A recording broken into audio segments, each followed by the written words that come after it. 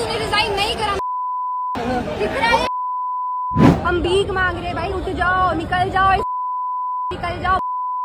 कुछ शरारती बच्चों ने भद्दी भद्दी गालियां बोली। मुझे तो गालियां दी गई, मेरी स्वर्गीय माता को भी गालियां दी गई।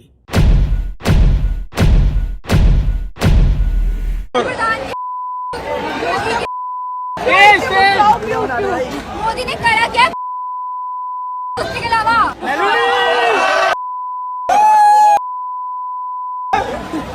मोदी अगर तूने रिजाइन नहीं करा ना दिख रहा है,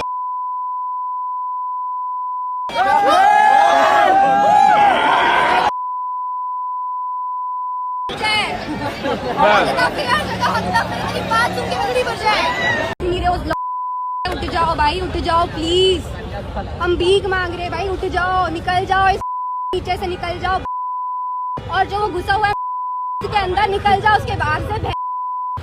ఇలాంటి భాషను ఎవ్వరూ సమర్థించరు. ఎవరి విషయంలోనైనా సరే ఇండియన్ ప్రైమ్ మినిస్టర్తో సహా ఎవరిపైనా ఇలాంటి అసభ్యకరమైన భాష ఉపయోగించడం కరెక్ట్ కాదు. రాజకీయ విభేదాలు వేరు, వ్యక్తిగత దూషణలు వేరు. కానీ ఈ కథ కేవలం రుచికా సింగ్ అన్న మాటల గురించా, లేక రుచికా అన్న మాటల తర్వాత జరిగిన పరిణామాల గురించా? ఎందుకంటే ఈరోజు నోయిడాకు చెందిన 25 ఏళ్ల యువతి దేశంలో అతిపెద్ద పొలిటికల్ కాంట్రవర్సీస్లో ఒకటిగా నిలిచింది. రుచిక నిరసన నిర్వహించినందుకు కాదు, రుచిక ఉద్యమాన్ని నడిపించినందుకు కూడా కాదు, కేవలం ఒక వైరల్ వీడియో కారణంగా ఇప్పుడు రుచికా సింగ్పై ఎఫ్ఐఆర్ నమోదైంది. టీవీ చర్చలు వేడెక్కాయి, సోషల్ మీడియాలో రచ్చయింది, రాజకీయ నాయకులు రంగంలోకి దిగారు, జర్నలిస్టులు, న్యాయవాదులు, సామాజిక కార్యకర్తలు, ఇలా ప్రతి ఒక్కరికి ఈ విషయంపై ఒక్కో అభిప్రాయం ఉంది. కానీ మనం ఈ స్టోరీలోకి మరింత లోతుగా వెళ్లే ముందు ఈ కథ అసలు ఎలా మొదలైందో ముందుగా తెలుసుకుందాం.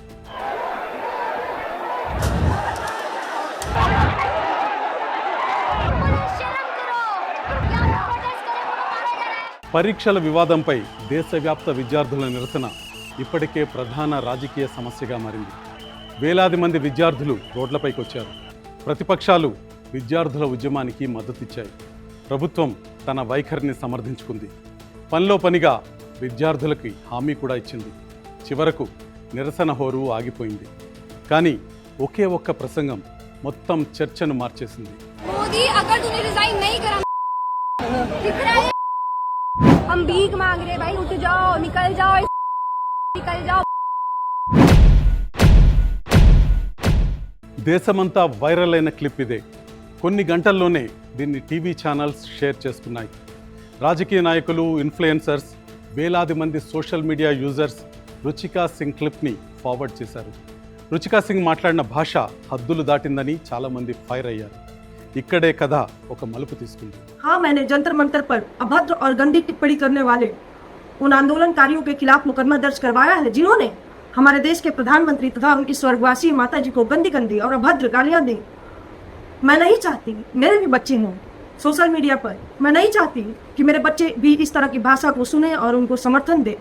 इसलिए मैंने FIR दर्ज करवाया। हम हिंदुस्तान में रहते हैं, संस्कारों में पले बड़े हैं, और हमें अपनी सहज భాషా का इस्तेमाल करना चाहिए.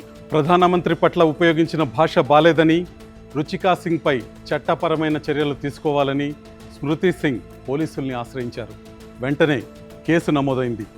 పోలీసు రికార్డుల ప్రకారం వైరల్ వీడియోలో ఉన్న అభ్యంతరకరమైన వ్యాఖ్యలపై FIR కూడా నమోదైంది.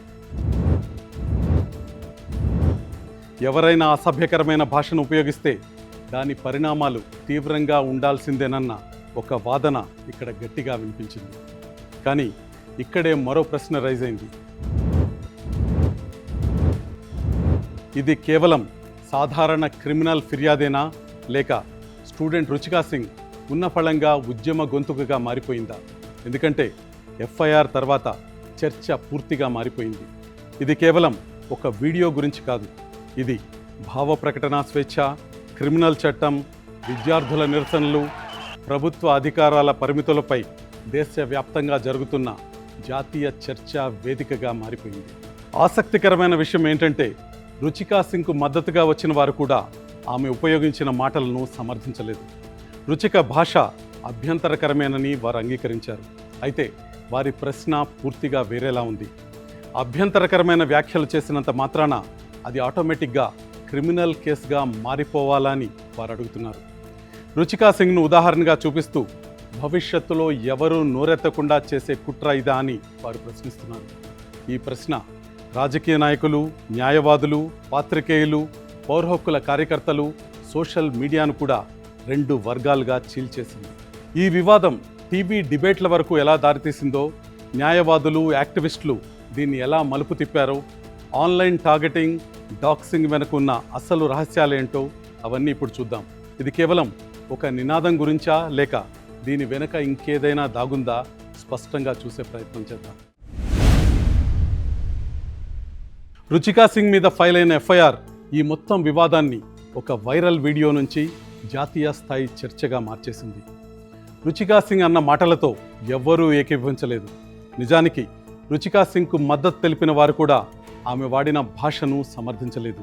కానీ చర్చ ఇప్పుడు పూర్తిగా వేరే దారిలో వెళ్ళింది. ఇప్పుడు తలెత్తుతున్న ప్రశ్న ఒకటే, రుచికా సింగ్ మాట్లాడిన తీరును ఖండిస్తూనే ప్రభుత్వం తీసుకున్న చర్యల పట్ల అభ్యంతరాలు వ్యక్తం చేసే హక్కు మనకు లేదా? ఈ ప్రశ్న చాలామంది రైజ్ చేస్తున్నారు.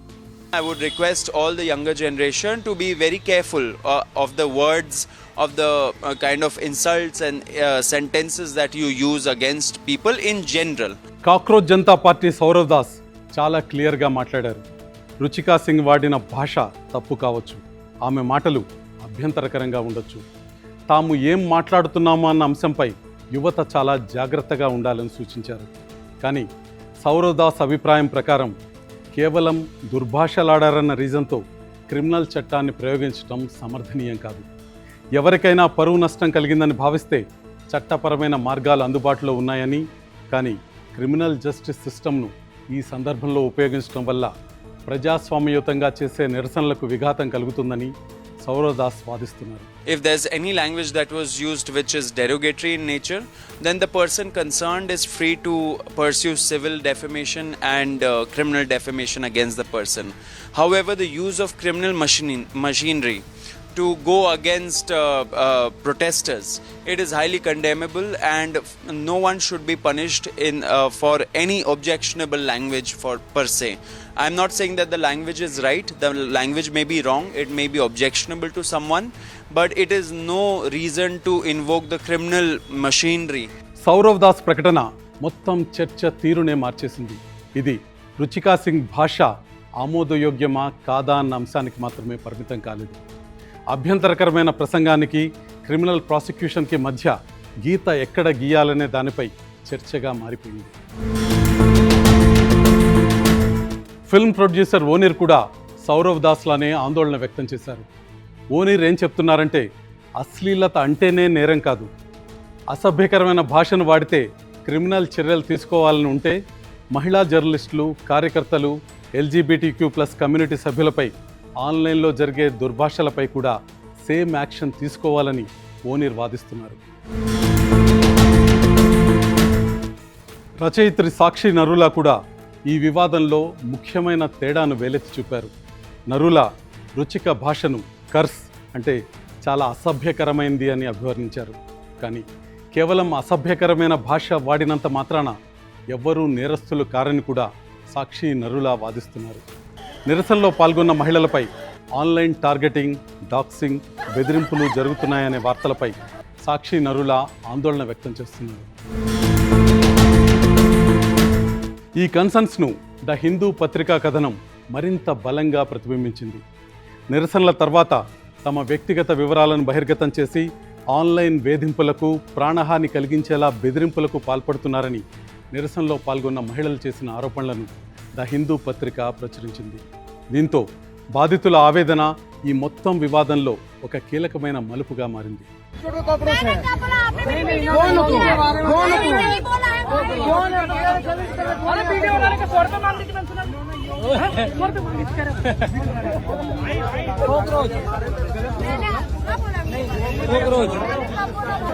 महिला का पूरा सम्मान करते हैं हम लोग, लेकिन एक ही चीज कहना चाहते हैं, जब पिछवाड़े में महिला को बीच में मेरा है कूदा, आज ही महिला क्या बोल रही है पुलिस के खिलाफ, जिस पुलिस अरे इसको कॉकरोच तो बोले. మరిన్ని వీడియోలు బయటపడే కొద్దీ ఈ వివాదం మరో మలుపు తిరిగింది. చర్చ ఇప్పుడు ఒక్క ప్రసంగానికి మాత్రమే పరిమితం కాలేదు. నిరసనలు ముగిసిన తర్వాత ఇందులో పాల్గొన్న కొంతమంది మహిళల పట్ల ప్రభుత్వ మద్దతుదారులు వ్యవహరించిన తీరుపై ఇప్పుడు తీవ్రమైన ప్రశ్నలు తలెత్తుతున్నాయి. తమను ఆన్లైన్లో టార్గెట్ చేశారని, అనుమతి లేకుండా తమ వ్యక్తిగత వివరాలను సోషల్ మీడియాలో షేర్ చేస్తూ వేధిస్తున్నారని వారంతా ఆరోపిస్తున్నారు. భయం గుప్పిట్లో బతకాల్సి వస్తోందని, నిరంతరం బెదిరింపులకు గురి చేస్తున్నారని బాధితులు వాపోతున్నారు. ప్రస్తుతం ఈ ఆరోపణలు దేశవ్యాప్త చర్చలో కీలకంగా మారాయి. अगर आप सच में चाहती हैं कि ब्राह्मणवाद जिंदाबाद रहे तो आप सड़कों पे मत घूमिए टी शर्ट और पैंट पहन के। आप घर जाइए, 4 दीवारी के अंदर लंबा सा घूंघट पहनिए और अपने जो पति हैं, अपने पिता हैं, उनके आगे झुक करके उनके पैरों के नीचे बैठिए, क्योंकि आपकी जगह ब्राह्मणवाद ने वही बताई है। मैं वही कह रही हूँ कि पशु, गरीब, शूद्र और नारी का एक ही जगह बताता है ब्राह्मणवाद, और वो है कि वो ताड़ना के अधिकारी। ఈ వివాదంలో మరొక పోస్ట్ తీవ్రమైన చర్చకు దారితీసింది. మాజీ ఐఏఎస్ సంజయ్ దీక్షిత్కు చెందిన ద జైపూర్ డైలాగ్స్ అకౌంట్ నుంచి బ్రాహ్మణులకు వ్యతిరేకంగా మాట్లాడుతున్న ఒక మహిళ వీడియో షేర్ అయింది. ఆమెకు తగిన బుద్ధి చెప్పమని బజరంగ్ దళ్ను కోరుతున్నామని ఆ పోస్ట్లో ఉంది. ఈ వ్యాఖ్యలపై సోషల్ మీడియాలో తీవ్రమైన నిరసన వ్యక్తమైంది. బాధ్యతాయుతమైన హోదాలో ఉన్న వ్యక్తులే ఇలాంటి పిలుపులు ఇవ్వటంపై సర్వత్రా విమర్శలు వెల్లువెత్తాయి. कोई इलेक्शन नहीं, हमारी बारी आएगी ना वोट की, किसी को वोट नहीं देंगे। రోజులు గడిచే కొద్దీ ఈ వివాదం ఒకే నినాదానికి పరిమితం కాలేదు. ఇది టీవీ స్టూడియోలు, సోషల్ మీడియా టైమ్లైన్లు, పోలీస్ స్టేషన్లు, రాజకీయ వర్గాల్లో జరుగుతున్న పెద్ద చర్చగా మారిపోయింది. ప్రధానమంత్రిపై చేసిన ఈ అసభ్యకరమైన వ్యాఖ్యలను చూస్తూ ఊరుకోలేమని, ఇలాంటి వాటిని ఏమాత్రం ఎంకరేజ్ చేయకూడదని, చట్టపరమైన చర్యలు తీసుకోవాల్సిందేనని కొంతమంది బల్లగుద్ది తమ వాదన వినిపిస్తున్నారు. విమర్శకులు మాత్రం ఈ చర్య ఏమాత్రం సమంజసం కాదని, ప్రజాస్వామ్యంలో నిరసన తెలిపే హక్కును అణిచివేసే కుట్రంటూ ఆందోళన వ్యక్తం చేస్తున్నారు. ఇప్పుడు 2 భిన్నమైన కథనాలు పుట్టుకొచ్చాయి. రెండూ కూడా ప్రజాస్వామ్యాన్ని కాపాడాలనే చెప్తున్నాయి. ఈ వివాదం ముదిరే కొద్దీ ఇది కేవలం న్యాయవాదులు, కార్యకర్తలకే పరిమితం కాలేదు. రాజకీయ వర్గాలు కూడా ఈ చర్చలో ప్రవేశించాయి.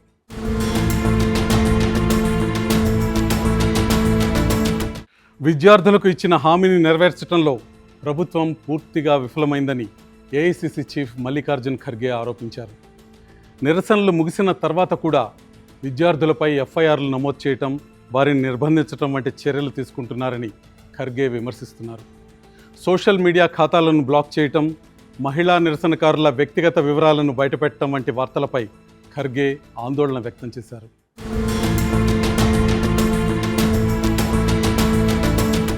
ఇక తృణమూల్ కాంగ్రెస్ ఎంపీ మహువా మొయిత్రా మరో ప్రశ్న లేవనెత్తారు. పార్లమెంట్లో BJP MP Ramesh Bidhuri MP Danish అలీపై చేసిన వ్యాఖ్యల వివాదాన్ని మహువా గుర్తు చేశారు. మహువా వాదన చాలా క్లియర్గా ఉంది.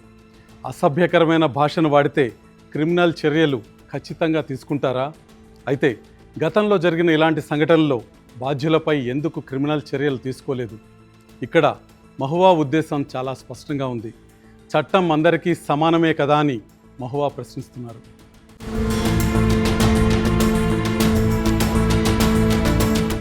ఈ వివాదంలో మరో కీలకమైన కోణం ఏంటంటే, ఇది కేవలం రాజకీయ విమర్శలకే పరిమితం కాలేదు. గాంధీజీపై అభ్యంతరకరమైన వ్యాఖ్యలు చేసినప్పుడు చర్యలు ఎందుకు లేవు, ఎందుకు ఈ వివక్ష అని అశ్విని సోని అనే ఎక్స్ యూజర్ ప్రశ్నించటం ఇప్పుడు సోషల్ మీడియాలో హాట్ టాపిక్గా మారింది. क्या चरखे चला के नहीं, इन हरामखोरों ने इतने जुर्म करे। ये मंदिर के अंदर तो पढ़ता था कुरान, और वहाँ पर अगर इसका कोई विरोध कर देते कि जी आप मस्जिद के अंदर भी पढ़ो, तो ये उनको जेल में फेंक देता था। इतना हरामखोर आदमी था। आप कहते थे कि जी बापू तो चरखा चलाता था, बापू की तो आंतें दुखती थी, बापू के तो हाड़ कांपते थे। बापू के हाड़ एकदम स्ट्रेट रहते थे, सीना तान के खड़ा रहता था अंग्रेजों के सामने। तो जैसे ही कोई जवान लौंडिया दिख गए, आजा कमर झुक गई, कंधे झुक गए, उसके तुरंत कंधे झुक जाते थे। कहते भाई ये 2 लाठियां अपनी। अरे ऐसे कैसे? आपको, आपकी कितनी उम्र है सर? 22 साल। 22 साल अभी आपको कपल डांस नहीं आता होगा, उस ढोकरे ने उस टाइम पे कपल डांस बता दे, उसको गोरियों के साथ ऐसे चक्री बना के घुमाए। ఇక్కడ ప్రశ్న ఒకటే, చట్టం అనేది అందరికీ సమానమేనా కాదా? ఇప్పుడు చర్చ రుచికా సింగ్ను దాటి ముందుకు వెళ్ళింది. ఇది 3 ప్రాథమిక ప్రశ్నల చుట్టూ తిరిగే నేషనల్ డిబేట్గా మారిపోయింది. మొదటిది, అభ్యంతరకరమైన ప్రసంగం ఎక్కడ ముగుస్తుంది, నేరం ఎక్కడ మొదలవుతుంది? ఇక రెండవది, ప్రతి చిన్న విషయానికి క్రిమినల్ చట్టాన్ని ఉపయోగించాలా? మూడవది, ఒకవేళ చట్టాన్ని ప్రయోగిస్తే రాజకీయాలు లేదా సిద్ధాంతాలతో సంబంధం లేకుండా అది అందరికీ ఒకేలా వర్తించకూడదా?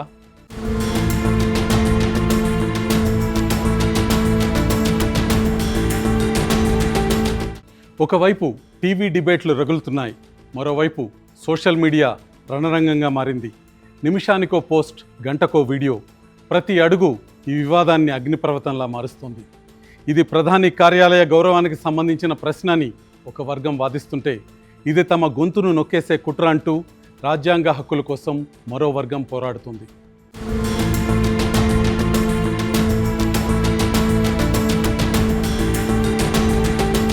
ఇదే సమయంలో మరో సంచలనమైన అంశం తెరపైకి వచ్చింది. నిరసనలో పాల్గొన్న మహిళలు ఇప్పుడు భయం గుప్పెట్లో బతుకుతున్నారు.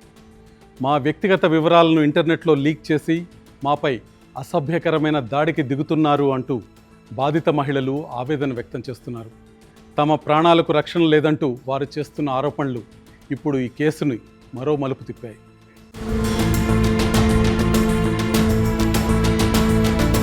టీవీ స్టూడియోలు కావచ్చు, రాజకీయ నాయకులు కావచ్చు, ఇన్ఫ్లుయెన్సర్స్ కావచ్చు, సోషల్ మీడియా యూజర్స్ కావచ్చు, అందరి దృష్టి ఒకే యువతిపై ఉంది. రుచికా సింగ్ ఇప్పుడు కేవలం ఒక వ్యక్తి కాదు, ఆమె ఒక నేషనల్ డిబేట్కు సింబల్గా మారింది. భావ ప్రకటన స్వేచ్ఛపై చర్చ, జవాబుదారీతనంపై చర్చ, రాజ్యాంగబద్ధమైన ప్రజాస్వామ్యంలో ప్రభుత్వ అధికార పరిధులపై చర్చ. కానీ ఈ మొత్తం వివాదంలో అందరినీ నివ్వెరపరిచే అసలు నిజం ఇక్కడే ఉంది. రుచికా సింగ్కు మద్దతుగా నిలిచిన వారెవరూ ఆమె వాడిన భాషను సమర్థించలేదు. ఆ భాష తప్పు, అభ్యంతరకరం, అది ఏమాత్రం ఆమోదయోగ్యం కాదని వారు ఒప్పుకుంటున్నారు. మరి వారి వాదన ఎక్కడ మొదలైంది? ఒక స్పీచ్ కోసం ఇంత పెద్ద ఎత్తున వేట మొదలుపెట్టాలా? చట్టపరమైన దాడులు, రాజకీయ రచ్చ, సామాజిక వేధింపులు ఇవన్నీ ఒక మాట కోసం అవసరమా? ప్రస్తుతం దేశం ముందున్న అతిపెద్ద ప్రశ్న ఇదే. ప్రతి ప్రజాస్వామ్యం ఎప్పుడో ఒకప్పుడు క్లిష్టమైన మలుపుల్ని ఎదుర్కోవాల్సి ఉంటుంది.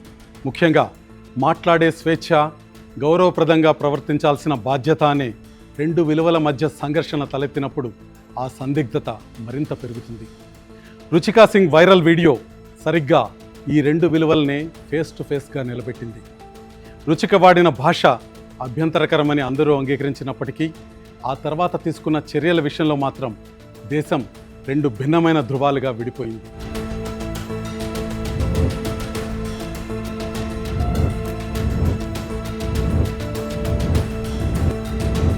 ఒక వర్గం వాదన ప్రకారం ప్రధానమంత్రి పదవికి దక్కాల్సిన గౌరవం విషయంలో ఎలాంటి రాజీ ఉండకూడదు. బాధ్యతాయుతమైన పదవిలో ఉన్న వారిపై ఇలాంటి అసభ్యకరమైన వ్యాఖ్యలు చేసినప్పుడు కఠిన చర్యలు తీసుకోవటం ద్వారా మాత్రమే సమాజానికి ఒక స్పష్టమైన సందేశాన్ని పంపగలమని వారు నమ్ముతున్నారు. అయితే మరో వర్గం కూడా రుచిక వాడిన భాషను ఏమాత్రం సమర్థించలేదు. కానీ ప్రభుత్వ చర్యల పట్ల మాత్రం వీరు గళం విప్పుతున్నారు. ఈ విషయంలో క్రిమినల్ చట్టాల ప్రయోగం అవసరమా అని వారు ప్రశ్నిస్తున్నారు. ఒకవేళ అధికారంలో ఉన్న పార్టీలు మారితే ఇదే ప్రమాణాలు అందరికీ సమానంగా వర్తిస్తాయా అన్న ప్రశ్నను వారు లేవనెత్తుతున్నారు. దురదృష్టవశాత్తు ఈ ప్రశ్నలకు నేటికి ఎటువంటి స్పష్టమైన సమాధానం దొరకలేదు.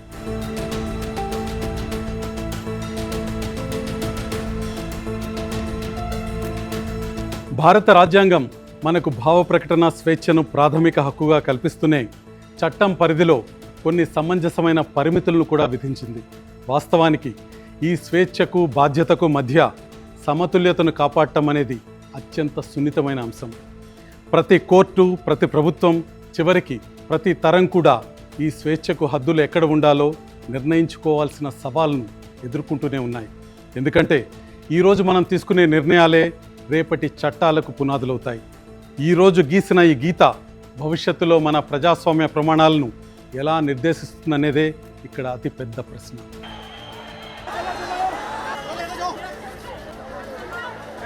ఈ కథ ఇప్పుడు కేవలం రుచికా సింగ్ అనే వ్యక్తికి కానీ ఆమె వాడిన ఒక నినాదానికి కానీ పరిమితం కాలేదు. ఇది ఒక విస్తృతమైన ప్రజాస్వామ్య చర్చకు ఆరంభం.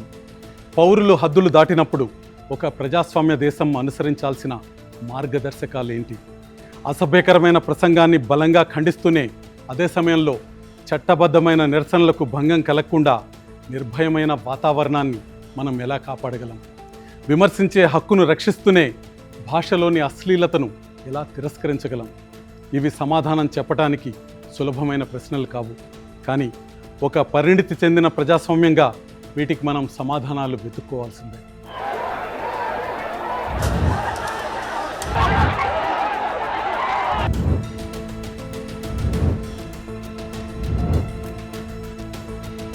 బహుశా అందుకే ఈ వివాదం దేశవ్యాప్తంగా ఇంతటి చర్చకు దారితీసింది. ఎందుకంటే ఇది ప్రతి పౌరుణ్ణి నేరుగా ఒకే ఒక ప్రశ్న అడుగుతోంది. ఇక్కడ రుచికా సింగ్ మాట్లాడింది సరైందా కాదా అన్నది కాదు. రుచిక వ్యాఖ్యలతో బాధపడిన వారు సరైన వారా కాదా అన్న పాయింట్ కూడా అంతకన్నా కాదు. అసలు ప్రశ్న ఏంటంటే, సమాజంలో చాలామందికి అభ్యంతరకరంగా అనిపించే భాష విన్నప్పుడు భారతదేశం ఎలాంటి ప్రజాస్వామ్య దేశంగా తనను తాను ఆవిష్కరించుకోవాలనుకుంటోంది? దీనికి సమాధానం ప్రజాక్షేత్రంలో జరిగే ఖండంలో ఉండాలా, లేక అది క్రిమినల్ కేసుల రూపంలో చట్టాన్ని ఆశ్రయించాలా? అసలు చట్టం అనేది అత్యంత తీవ్రమైన పరిస్థితుల్లో మాత్రమే జోక్యం చేసుకునే చివరి అస్త్రంగా ఉండాలా, లేక రాజకీయ ప్రసంగాలను అణిచివేసే మొదటి స్పందనగా మారాలా? ఇవి కేవలం ఒక వ్యక్తికి సంబంధించిన ప్రశ్నలు కావు. స్వేచ్ఛ, జవాబుదారీతనం, రూల్ ఆఫ్ లా, ఈ మూడింటిని ఒక ప్రజాస్వామ్యం ఎలా సమతుల్యం చేసుకుంటుంది అనే దానికి ఇదే అసలైన పరీక్ష. हाय फ्रेंड्स, आज तो मन करता है बस आपसे ही बातें करूं। जंतर मंतर पर जो कुछ भी हुआ देश और दुनिया ने देखा है। कुछ शरारती बच्चों ने भद्दी भद्दी गालियां बोली। किसी भी सभ्य समाज को शोभा न दे ऐसे शब्दों का प्रयोग किया गया। मुझे तो गालियां दी गई, मेरी स्वर्गीय माता को भी गालियां दी गई। न जाने कितना भद्दा स्वरूप था। लेकिन मैं आज बात करना चाहता हूं कि बचपन में गलतियां होती हैं और बचपन में गलतियों से सुधरने का अवसर भी होता है, और यही तो बचपना है। और इसलिए मैं समाज के अंदर जो आक्रोश है उसको भली भांति समझ सकता हूं।